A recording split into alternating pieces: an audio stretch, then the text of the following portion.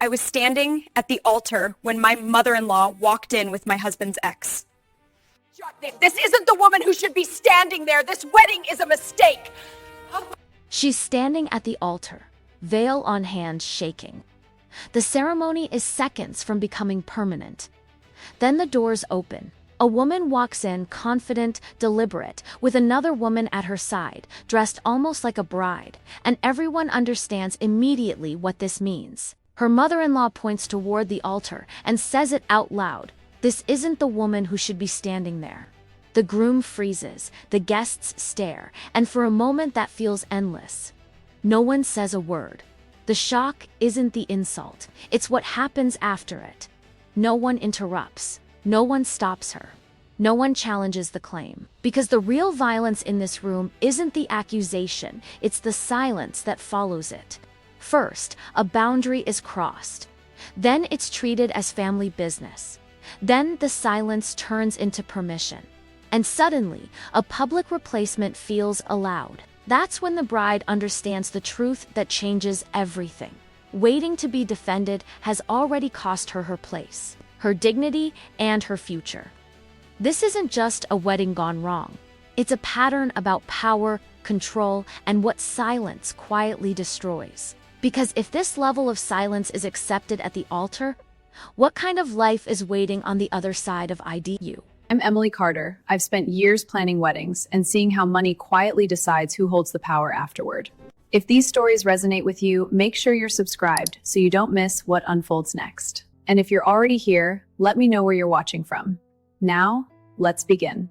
I was standing just off to the side of the aisle when I noticed the absence, before anyone said it out loud. At a wedding this large, in a mansion overlooking the Newport coast, absence is louder than presence. Every chair filled, every floral arrangement perfectly balanced. Every dollar spent screaming permanence and legitimacy, and yet one seat in the front row remained untouched. Rosalind Harrington wasn't there. People whispered that it meant she'd finally accepted it, that money, time, and inevitability had worn her down. I'd heard that optimism before. In my line of work, I know better. Control doesn't vanish, it changes shape. And when someone like Rosalind disappears, it's rarely surrender. Isn't silence often just a different kind of leverage? Penelope stood at the altar glowing with that fragile, dangerous hope brides carry when they believe the ritual itself will protect them. Her hands trembled slightly, not from doubt about William, but from the weight of being seen fully, publicly, irrevocably.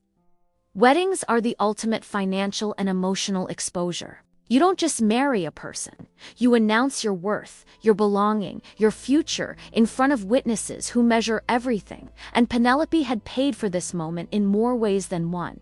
William looked steady, proud even. He squeezed her hand as if grounding both of them. The guests leaned forward, collectively holding their breath. This was the moment that transforms effort into permanence. All that history, all that resistance, all that quiet disapproval, it was supposed to dissolve into two simple words. Or so everyone hoped. As the officiant began the final passage, I felt that familiar tightening in my chest. I've learned to trust that instinct. How many times have I watched calm stretch too perfectly, like silk pulled too thin? How many ceremonies have I seen where the most expensive detailed, the illusion of harmony was the first thing to tear?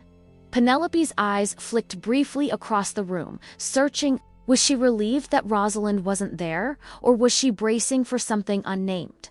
You can tell when someone has spent months defending their place in a family. They don't relax just because the attacker is missing. They wait. They always wait. The words "do you take" had barely left the officiant's mouth when the doors behind us slammed open. The sound didn't just interrupt the ceremony, it sliced through it. Wood against stone, echoing down the aisle like a challenge. Every head turned at once. I watched Penelope stiffen beside William, her breath catching as if her body recognized the threat before her mind did. How many times does instinct warn us before proof arrives? Rosalind Harrington stood framed in the doorway as if she'd rehearsed the entrance for months.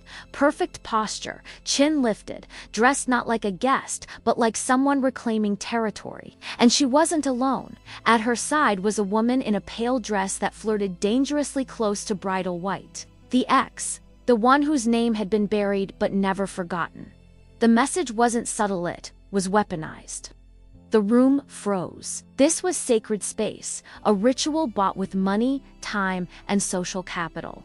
And Rosalind walked straight down the aisle as if those investments meant nothing compared to her authority. Isn't it strange how some people treat other people's milestones like movable furniture? As if decades of control give them the right to rearrange lives in public? She didn't lower her voice. She didn't ask permission. Rosalind gestured toward the woman beside her and announced clearly, confidently, that this was the bride who should be standing there, the right one, the one who knew William before he lost his way. I saw Penelope's face drain of color, humiliation washing over her like cold water. Being rejected privately is pain. Being rejected publicly is something else entirely. It's debt imposed without consent. I could almost see the math running behind Rosalind's eyes. Years of emotional investment, financial leverage, maternal ownership. To her, this ceremony wasn't the culmination of love, it was a hostile takeover. And the altar, it had become a courtroom, with Penelope on trial for daring to belong. Guests shifted, some embarrassed, some riveted. No one intervened. That's the power of social shock, paralyzes witnesses while the aggressor gains momentum. Penelope stared straight ahead, tears threatening but not falling. Was she realizing, finally, that acceptance had never been an option? That every silence before today had been strategy, not mercy? William stood rigid, torn between two worlds that were no longer pretending to coexist. And in that suspended moment, before anyone spoke back, the imbalance was absolute. Rosalind had seized the stage, the narrative, and the judgment. The air felt heavier the longer Rosalind spoke, as if every word she released pressed down on Penelope's shoulders. She dissected the relationship with surgical confidence, recounting history that wasn't hers to narrate, presenting opinion as fact. This wasn't emotion spilling over, it was execution. Planned, paced, delivered in a space designed to trap silence. How do you defend yourself when the attack wears the mask of concern? When cruelty arrives, dressed as maternal wisdom, Penelope's humiliation was total. Not because she doubted William, but because she finally understood the truth she'd been negotiating with for years. This wasn't resistance that could be softened with patience or generosity. This was rejection as identity, the kind that doesn't fade with effort, only waits for a public stage big enough to justify it. I saw her grip tighten, knuckles whitening, like someone bracing against a tide that had been building long before today. Rosalind kept going. She questioned Penelope's suitability, her background, her ability to fit into the Harrington legacy. Money hovered beneath every sentence: who deserved the name, the inheritance, the future. Control isn't loud by accident. It's loud when it needs witnesses. And every guest was being drafted into Rosalind's narrative, whether they wanted to be or not. The ex stood silently, perfectly positioned, an object more than a person, a symbol, proof that Rosalind believed replacements were interchangeable, that affection could be swapped like contracts. Wasn't that the most chilling part? Not the insult, but the assumption that love itself was something she could reassign. William's jaw tightened. I watched the conflict move behind his eyes: duty versus choice, history versus reality. This was the moment every controlling parent engineers force the child to choose publicly, where retreat costs reputation and defiance costs guilt. The altar, once a promise, had become a pressure chamber. Penelope finally turned her head slightly, just enough to meet William's gaze. No words, no plea, just presence. A quiet recalibration, as if she were asking, not begging, who are we right now? And in that look, the balance began to shift, even if no one else felt it yet. The ceremony was already broken. The only question left was whether it would break them too or expose something stronger underneath. There's a moment in every public confrontation when the crowd realizes it's no longer a misunderstanding. I saw it ripple through the room, backs straightening, breaths held, eyes darting, as if looking for an exit that didn't exist. Rosalind had crossed from opinion into domination, and she wasn't finished. She spoke of sacrifice, of everything she'd given William, as if love were a ledger and motherhood a contract with interest. How do you argue with someone who believes they own the principle? Penelope finally let the tears fall, but they weren't the quiet kind. They came hot and fast, not from weakness, but from exposure. There is a difference. Being humiliated isn't about being small, it's about being stripped in front of witnesses. I could almost feel her recalculating her entire past, every dinner endured, every comment swallowed, every boundary bent in hopes of peace. Had she mistaken endurance for progress? How many times do we pay emotional debt, believing acceptance will arrive once the balance is high enough? Rosalind stepped closer to the altar, invading the last physical line of defense. The officiant looked helpless. Protocol means nothing when someone hijacks the narrative with confidence. The X was guided forward subtly, as if proximity alone could rewrite reality. It was obscene in its simplicity. Replace the woman, preserve the lineage. Control restored. William finally moved. Not forward, not back sideways. He placed himself between Penelope and his mother. It was a small shift, almost invisible, but socially silent. In family dynamics, position is power. And for the first time, Rosalind's access was obstructed.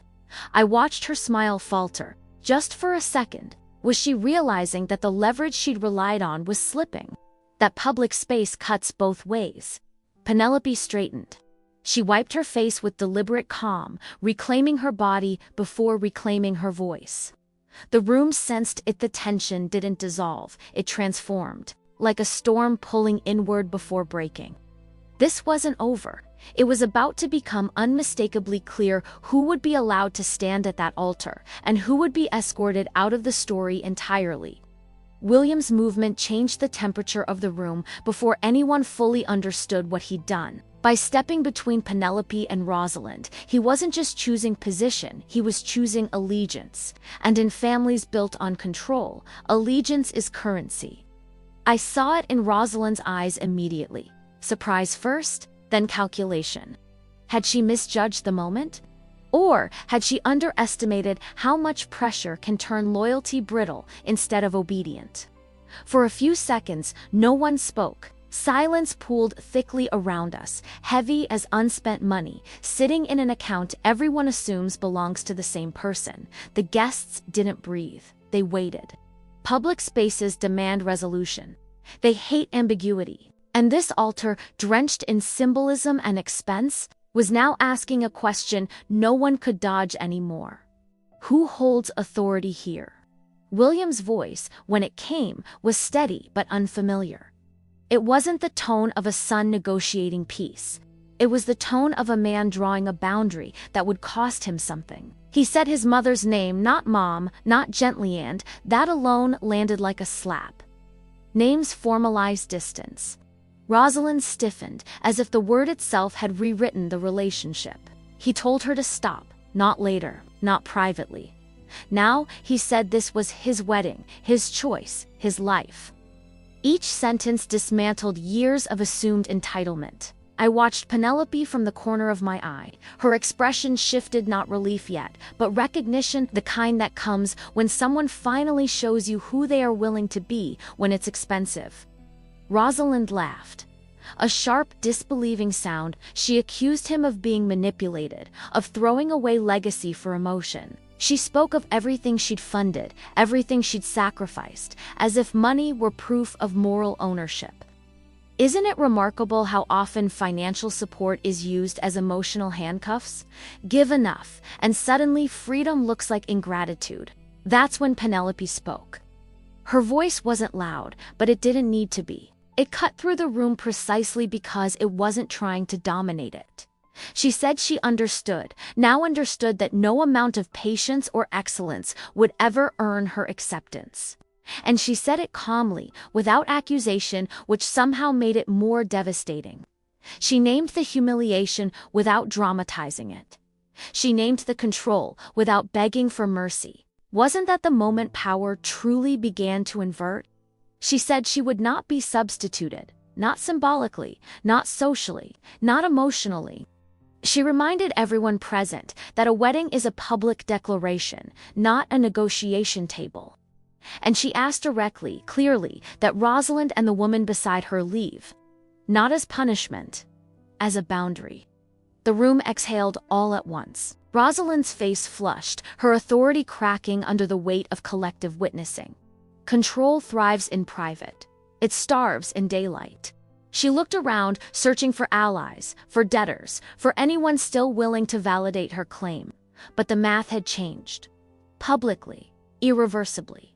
Security stepped forward, and for the first time since the doors had opened, the ceremony belonged to the couple again, though nothing would ever return to what it was before. Rosalind tried to speak again, but the room no longer belonged to her. That was the real rupture, not the words William had said. Not even Penelope's refusal, but the sudden shift in attention. Power, I've learned, isn't just about who talks, it's about who people are willing to listen to. And in that moment, every gaze stayed fixed on the couple at the altar, not the woman who had stormed it. She protested, of course. Control doesn't dissolve quietly. She accused Penelope of turning her son against her, of orchestrating a public ambush. The irony was almost unbearable. A woman who had weaponized the ceremony now claiming victimhood because the weapon had been taken from her hands. Isn't that always how it goes when dominance collapses? The aggressor reframes the loss of power as betrayal. William didn't argue. That was the final blow. He simply repeated the boundary calmly, unmistakably, and gestured toward the exit. No explanations, no bargaining. Years of emotional debt were written off in a single motion. Penelope stood beside him, shoulder to shoulder, not hidden behind him, not shielded like something fragile, equal, chosen, present. That visual alone rewrote the entire narrative of the day. The ex looked stunned, as if realizing too late that she'd never been invited as a person, only as a prop. She hadn't gained a future. She'd been discarded from someone else's strategy. Rosalind's composure fractured then. Rage, humiliation, disbelieful, fighting for dominance on her face as security closed in. The whispers returned, but this time they followed her, not the bride. As they were escorted out, the space felt lighter, almost unreal. The kind of quiet that comes after a storm finally moves offshore. Penelope exhaled shakily, emotion cresting now that it was safe to feel it. How many people ever get to redraw their life in front of witnesses and walk away intact? How many get to choose loyalty over fear when the cost is permanent? The officiant hesitated, unsure whether the ritual could continue after something so raw. Penelope answered without words, by lifting her chin, by holding William's hand, by staying. The ceremony resumed, altered but honest. No illusion left to protect, only choice. Later, as the sun dipped over the Newport coast, I watched them laugh softly together, still processing the magnitude of what they'd done. The wedding had become more than a celebration. It was a line drawn in public ink. Rosalind lost more than access, that Daisha lost the ability to rewrite their story. And Penelope Shea didn't just marry into the family she wanted, she helped create the one she deserved. Before the doors opened, the silence already existed. It looked harmless then, like restraint, like patience, like maturity. But by the end of the day, it was clear that silence wasn't neutral. It was the structure that allowed humiliation to walk in and take a seat.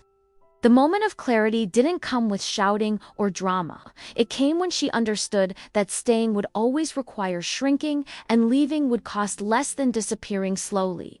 I've seen this pattern repeat itself more times than I can count. Power rarely announces itself loudly. Most of the time, it waits to see what everyone is willing to tolerate. And once that line is crossed without resistance, it doesn't move back.